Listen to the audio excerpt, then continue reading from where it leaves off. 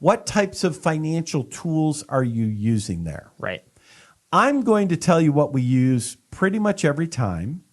And I'm going to use a word that some of you, as you're listening, you might say, oh, I don't like that word. Mm-hmm. We use indexed annuities. That's what we use almost exclusively.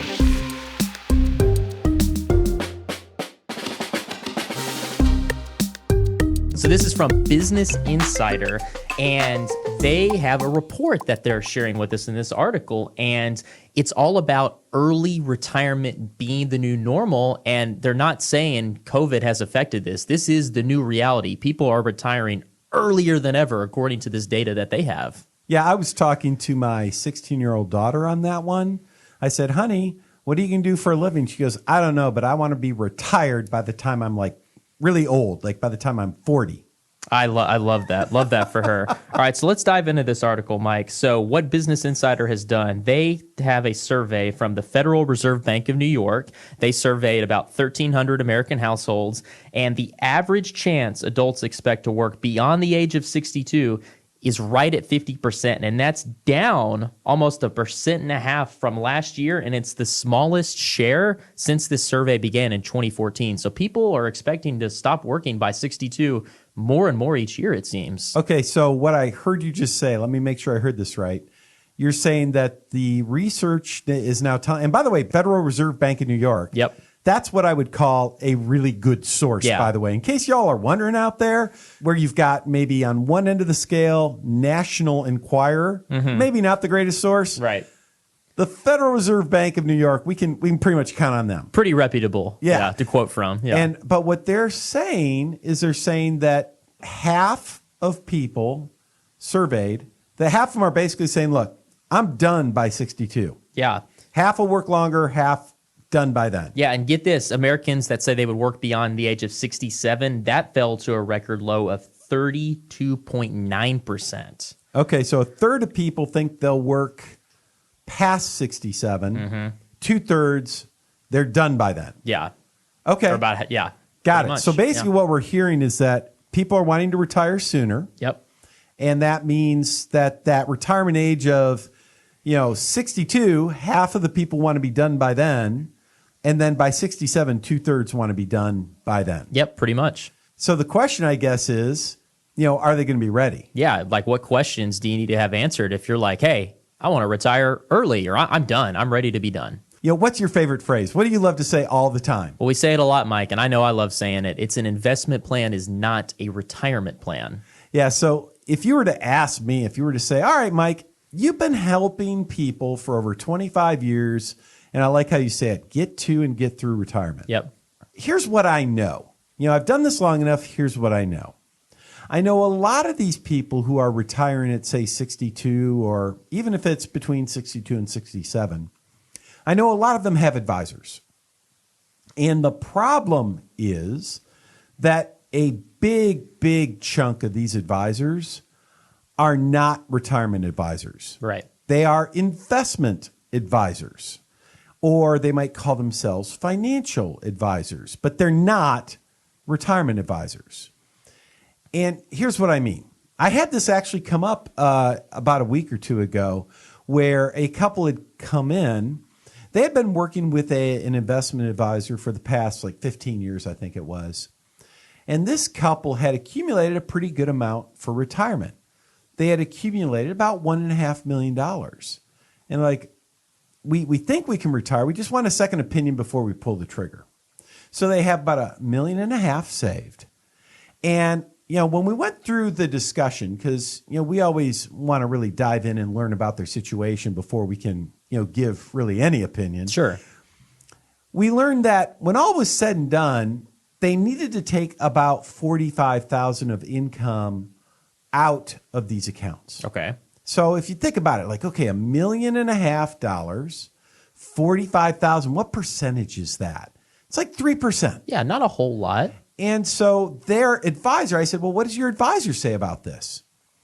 And their response was, well, our advisor tells us, you got plenty of money, you got nothing to worry about, no problem. Yeah, 3%, no biggie. Easy. Yeah. And I said, well, why why did you reach out to us to get that, get second opinion? Why are you asking us to give you a review here if your current advisor says you're in great shape? Yep. And their comment was, they said, because on the radio, you talk about a lot of things we don't hear about from our advisor. Like, he never talks about taxes, because I hear you talk about taxes all the time. Yeah, he never talks about, what if the market crashes? What are we going to do then? You guys talk about that a lot. And we just, we don't know what we don't know. You said that retirement represents a fundamental shift in life.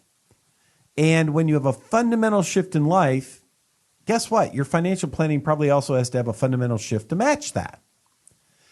And they said that really resonated with us. Yet when we talked to our current advisor, he's basically telling us just there's not really much reason to make any changes. And we feel like there's a bit of a disconnect. We just want to visit and, are we missing something here? Right. And this is a great example, Zach, about how an investment plan is not a retirement plan. 100%. Because their advisor was telling them what almost every other financial advisor would tell you. Hey, you've got $1.5 million. You only need $45,000. It's a 3% distribution rate. You're good. Don't worry about it. Life is great. For 25 years, I've heard that, advisors telling people that. Yet, these advisors are only looking at an investment plan. So when it comes to your retirement, I can think of at least 3 other plans that you have to have before you say green light or red light on this retirement idea, right? And those 3 areas, we'll break them down here throughout the show. But here are the 3 areas you need to think about. Number 1, you need an income plan to replace your paycheck. Now, this couple, they have $1.5 million. When we ran the analysis on their portfolio and said, well, how much income is your portfolio generating each year? Was it generating $45,000 of income? Nope. No, it was generating like $20,000 of income. There's a gap there. And I said, well, your portfolio is only generating 20 grand. You want 45. Where's the other 25 going to come from? And guess what the advisor would say to that or says to that? I'll just sell some positions. Well, that's great if the market's up. What if the market's down, right? So we have an income plan that we need to think about putting together. Second area that they need to have a plan. Zach, what's my favorite topic? Taxes. What about taxes, right? Almost all of that $1.5 million they had was in what? What do you think it was in? It's in a 401k. Exactly. 401ks and IRAs and things like that. And I asked him, what is your plan? What does your advisor recommend you do to manage the taxes on this 401k over time? What do you think that answer was? We don't really ever talk about taxes. They never talk about taxes, right? Okay, well, maybe that's something to pay attention to. And then third is risk. When you think about it, there are 2 things out there, that you don't control that could really affect your financial security and retirement. Actually, there's 3 things. 1, what if the market doesn't cooperate? Between 2000 and 2009, for 10 years, the market earned nothing. From 1970 to 1979, it earned basically nothing. What if we get another 10-year period like that, where the market earns nothing? How would that affect your retirement plan and your security? Well, my advisor doesn't really talk about that. What about your health? What if you die too soon? Or what if you get sick along the way? Are you going to be okay? Well, they don't really talk about that. What if inflation goes out of control for a while? I didn't talk about that. So there's a lot of things. We've got income planning, tax planning, and risk management planning that we need to do on top of investment planning. And like is usual, their advisor didn't help with any of those things. And when I ask them questions like, well, what does your advisor say about this or that? And they say, well, my advisor has never brought it up, but we haven't really brought it up to him either. Sure. My pet peeve is, wait a minute.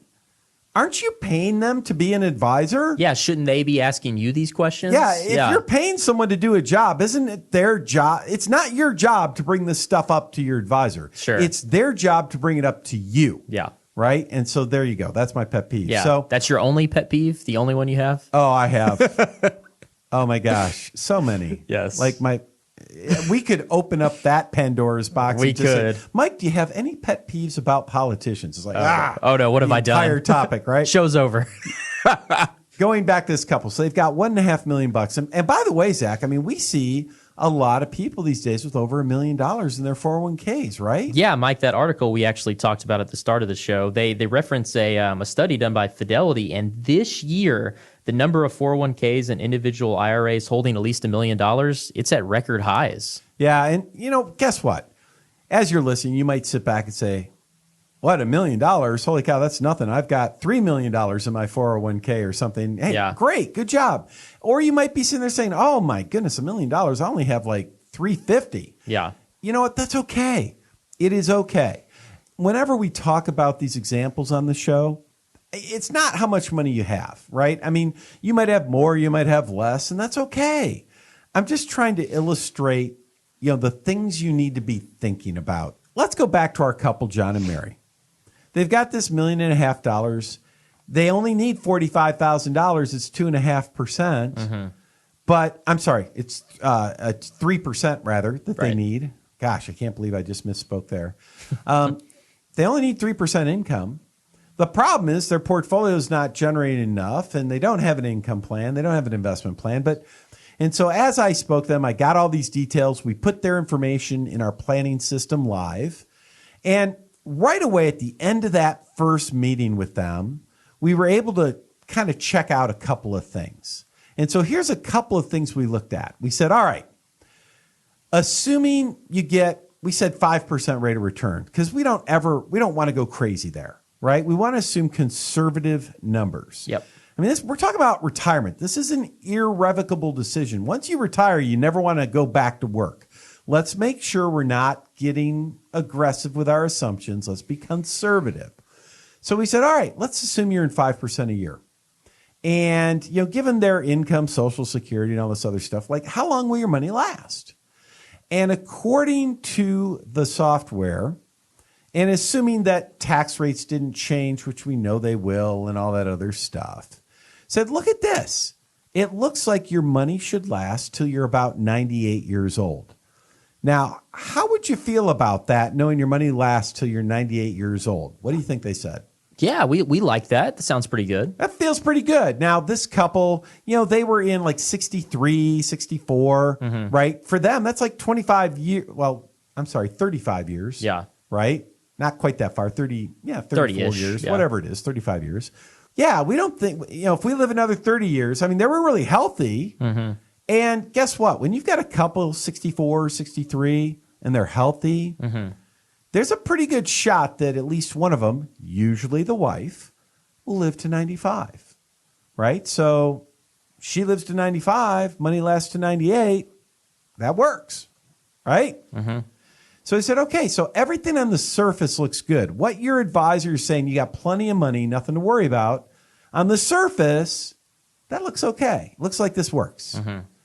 Well, but what did we say? There's some things that could happen that you don't control that might affect this financial security. So the first question I always like to ask is, what happens if the stock market decides it's just going to be flat for the next 10 years? What if for the next 10 years, the market earns essentially nothing? Now, there's this great chart, this Warren Buffett chart. It's a Warren Buffett, he likes to compare the value of the total stock market to the value of our economy, the size of our economy, because that relationship tells him, is the market fairly valued? Is it undervalued, or is it overvalued? Right now, that comparison tells us that the market is strongly overvalued. And the last two times the market was strongly overvalued like it is now, once was in 2000, once was in 1969. Both times the markets were strongly overvalued according to Warren Buffett's measurement. Mm-hmm. The next 10 years, the markets earned essentially nothing. They were flat. So I always like that. Hey, we're there now. Last two times, markets earn nothing for the next 10 years. Now, we don't know what the markets are going to earn the next 10 years, but we can certainly say, hey, there's a pretty good chance I might earn next to nothing the next 10 years. What if that happens? And this couple, we learned right away, we said, oh, look, your money should last to 98. But if the markets are flat for the next 10 years, listen to this. Suddenly, their money would only last to their 84.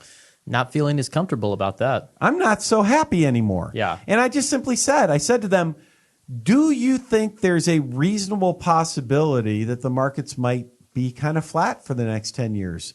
Their comment is, well, yeah, based on the chart, I could see that happening. Yeah. And I said, and if it happens, your money runs out at 84, in your opinion, would that be a problem? What do you think they said? Yeah, that would be a problem. Yeah. And by the way, they also said, why doesn't our advisor, why hasn't he ever shown us this? Yeah, because all they've heard is, you're good, we're fine, nothing to worry about. Got plenty of money. Yeah, it's like the advisor's almost a little, I don't know, condescending. Right. Right? And that happens sometimes, unfortunately. I said, well, right away, if the market doesn't cooperate, you might be in trouble. We also put in a couple of scenarios. Well, what if like the husband, I never pick on the wife. Mm-hmm. What if he dies a little earlier than anticipated? Are you going to be okay? What if one of you need some kind of long-term care, whether it's in your home or you have to go somewhere, will you be okay? And in both of those situations, the surviving spouse, in this case, the wife in our example, money's running out in the late 80s. And she's like, well, what if I live to 95? So already we're seeing you have an investment plan, but already you don't have a risk management plan. You don't have a plan to protect yourself against market risk or healthcare risk. And that's a problem. If you want to retire, you got to address that stuff first. Yep. Because this couple, they're 64, 63, they're really healthy. The odds that one of them are going to live to 95, maybe both of them into their 90s, is very high. So that's a problem. And, well, if one of them dies too early, it's a problem. If one of them gets sick along the way, it's a problem. It's like, and they're sitting there, and we're talking, and they're like, Mike, man, and they're looking at each other, kind of shaking their head, and they look at me, they're like, Mike, our advisor never talked to us about this. And by the way, it's not like their financial advisor is a bad person. They're not. There are three levels. Level one, those are the financial advisors that come from what we call the product providers. So product providers are like Vanguard and Fidelity and Schwab and places like that, TD Ameritrade. They all have advisors that you can hire to work with you. Right. They're very inexpensive. Usually they're a college kid, kid right out of college, just following their little systems, mm-hmm. right? And they do a pretty decent job helping you with basic asset allocation. That's what they do. Yeah. Level two advisors, those are investment advisors. Now, usually they work at these big firms, you all know their names. On every street corner, the big building. You got it. That's where you find them. Again, good people. Yeah. But what their job is, they help you with investing at a more sophisticated level than what you get at, say, a Fidelity or a Vanguard or something like that, one of those advisors. Right. They help you at a higher level of investing. They help you better, hopefully do a better job growing, accumulating your money. And that's what they do. Mm-hmm. They help build investment plans. Yes. However, when you're getting close to retirement, it's time. That's when you often need that level three advisor, the holistic planner. Because, Zach, what do you like to say? Investment plan is not a retirement plan. There you go. An investment plan is not a retirement plan. So here you are at a level two advisor. Good person. That's who this couple, John and Mary, they had a level two advisor. They had a great investment plan, but they didn't have a retirement plan. So when they're asking me, Mike, why didn't our advisor ever talk about this? I had to go back. I said, well, probably because that's not really their job. That's not what they really do. If you want these types of answers, you need to talk to someone who's a level three advisor, who's a holistic planner. That's more what we do, right? Mm-hmm. And we don't do it for everybody. We specialize in retirement planning. Right. Right? The next area we wanted to talk about here said, okay, well, what about taxes? Right? My favorite topic. Mm-hmm. So here you are. You got $1.5 million. It's all in IRA and 401k for the most part. I think there's like 100,000 or a couple 100,000 outside, but almost all the money was in an IRA or a 401k. So what is your plan to keep your taxes to a minimum. They're like, what do you mean? And I said, well, let's take a look at this. And remember, this all happened in the first time they visited with me. I said, well, let's click this tab that says tax. And let's add up all the taxes you're projected to pay over your lifetime. We added up that number, and Zach, it was over $1 million that they're projected to give to the IRS over their lifetime. And I said, if you just keep doing what you're doing here, you're going to be giving over $1 million to the IRS. How do you feel about that? They were not happy. Yeah, who would be happy with that? Yeah, I mean, not all at once. You don't give it to them all at once, but over time, I mean, it really adds up. I'm like, well, let me ask you this. To what degree are do you visit with a tax advisor every single year to see if you can knock that number down? Like, no, we just do our own taxes on TurboTax, right? Well, what about your current advisor? Has he talked to you about this at all? No, he doesn't really do taxes. And that's, again, though, level 2 advisor, it's not their job. It's just not what they do, right? Whereas like us in our office, we visit with our clients every single year and look at this stuff, right? So I asked him, I said, well, let's play with this a little bit. Let's just pop in a couple of tax-free, let's do some Roth conversions. Like let's put in, and I took like literally 2 minutes. And I said, this is not optimized. Let's just throw in a couple of numbers here. Yeah. Let's see if it would make sense. And within a 2 to 3 minute span from just, let's throw some stuff against the wall and see if it sticks kind of stuff, we were able to take over $1 million.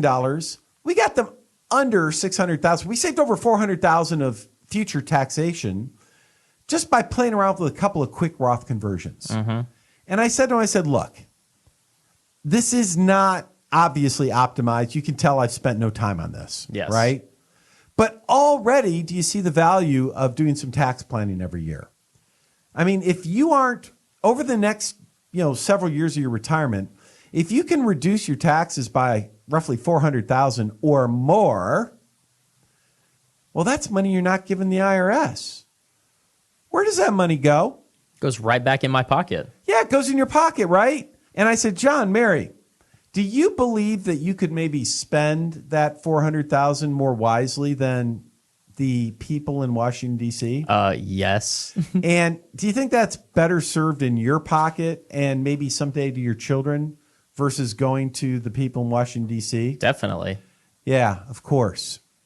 And so would it make sense to you that having some tax planning as part of your retirement planning, does it make sense to have that as part of your planning? Like, should that be an integral part of what you're doing here? No doubt about it. And by the way, by doing that, guess what it did?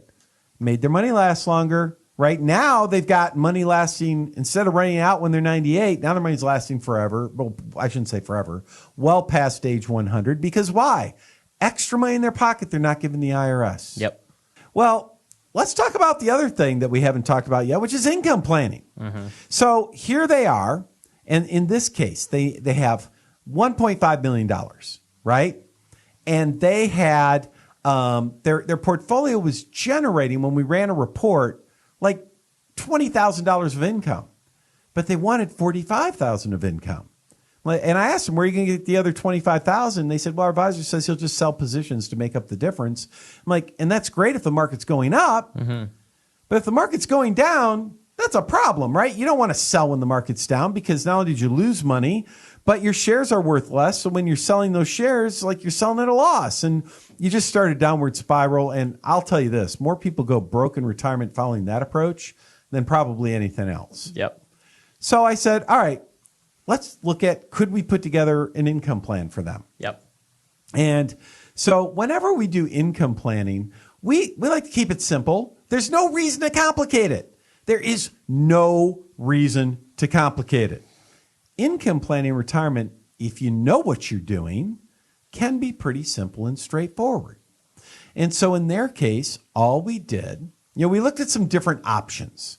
And here's the option that they liked. I'll just tell you the one that they liked. I'm not going to sit here and tell you 14 different ways to do it. Sure. And usually I say, look, here's 3 approaches we could take. What feels, what seems to jump out at you? And the option they liked was this. They said, what if you take on this $1.5 million? We need $45,000 a year, right? What if we take 500,000 of it, or a third of our money, and let's put it into something that is safe and protected, that we can just take that 45,000 out every year until it's gone, right? And then the other $1 million, we'll put that more into a growth account, and we'll just let that grow. And so the idea is, imagine this: 500,000 goes into an income-based account, 1 million goes into a growth account. That's simple. And then we said, okay, what are we going to do on the income account? We're going to pull the 45,000 out that they need every year until that income account is gone, till it's down to zero. So we're going to take that 45,000 out until 500,000 goes down to zero. Yeah. And that's going to probably take, 12, 13, 14 years. And during that 12, 13, 14 year period, the $1 million in the growth account, we're going to invest it intelligently with protection against market declines so that it grows to replace it. Yep. This is not difficult to do. Now, the question always comes up: Mike, you put that 500,000 into an income account. What types of financial tools are you using there? Right. I'm going to tell you what we use pretty much every time. And I'm going to use a word that some of you, as you're listening, you might say, oh, I don't like that word. We use indexed annuities. That's what we use almost exclusively. And some people, when they hear the word annuity, they just cringe. Right. And because maybe you've heard bad things. It's like, oh, they're expensive. I saw an ad on Facebook that I should be worried about annuities or scared of annuities, etc. Well, I got to tell you this. I'm a certified financial planning professional. I've absolutely focused on retirement planning for 25 years. We are true fiduciaries, meaning I only care about what's best for the client. And here's what I can tell you.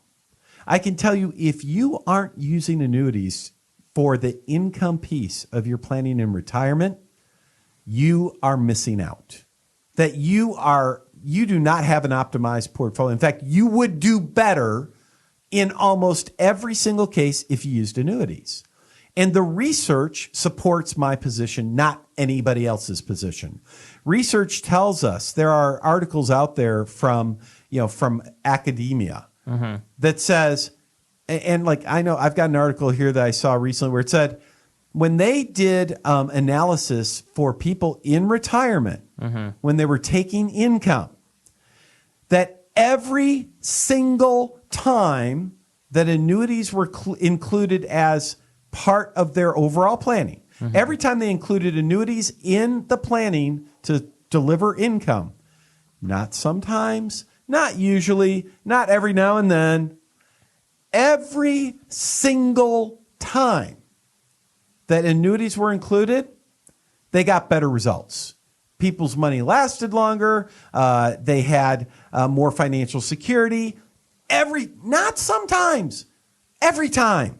So if you're online and you say, hey, beware of annuities, or, here, all that type of stuff, look, here's a problem. The word annuity is used in about 14 different ways. There are only certain types of annuities that we use, and they work really well.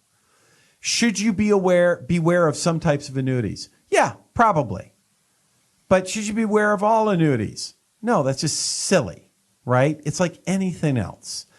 So that's an area we could probably do a whole show on annuities, but just be aware that if you're using the right types of annuities, they can make your retirement a whole lot more secure. You get more income and your money lasts longer, right? So just make sure you're paying attention to that as one of the options. Keep an open mind and make sure you're talking to a fiduciary and someone who specializes in this area before you make decisions in that area. Caught yourself right there. I know. I almost call myself an expert. You can't do that anymore. All right. Hey, we're getting to the end of the show. John and Mary, their advisor said, you're fine. You're good. Stop worrying. Nothing to worry about. And poor John and Mary, they're listening to the radio show and they're saying, I don't know, Mike, you talk about a lot of stuff that our advisor doesn't talk about. We want a second opinion. By coming in for that second opinion, we were able to identify that, it looks on the surface like you're good, but there's a lot of things that could happen that could really mess this up. You've got an investment plan, you don't have an income plan, you don't have a tax plan, and you don't have a risk management plan. And we were able to show them, here's how you cover those bases. Here's the best part. They ended up at the end of the day working with us. But the best part of it all was this. When it came down to figuring out what what our fees were, turned out our fees were the same as what they're paying now. And they looked at me like, Mike, you charge us the same thing our advisor charges us. Why wouldn't we work with you? I mean, you do so much more than our advisors do. It's like we're at the stage of life, we need help in all these areas. And you obviously do it. Our advisor doesn't. What are we missing? I'm like, that's the cool part. You're really not missing anything. It's just, this is where we specialize. Yep. And because we specialize in an area, we should be pretty good at it. And we should be pretty cost effective at it. Right? But anyway, it's a free process. Whether they worked with us or not, they would have gotten benefit. You can do the same thing. If you're retired, if you're nearing retirement, why not double check what you're doing? It's free to do it. Our process is free. There's no cost, no obligation. And I like to say it's a no-brainer, right? Just pick up the phone, give us a quick call. Let's start the process. Zach, what's the phone number they need to call? Mike, it's 512-886-5850. Again, it's 512-886-5850. It's after hours. You get our answering service. They're just going to get your name, your number, and a good time for us to call you back during business hours. And we'll start this quick, easy, and painless process. That's the key, Zach. We want it to be the easiest path to your retirement planning. All right, that's our show this week, folks. Hope you enjoyed it. We'll look forward to talking to you again next week.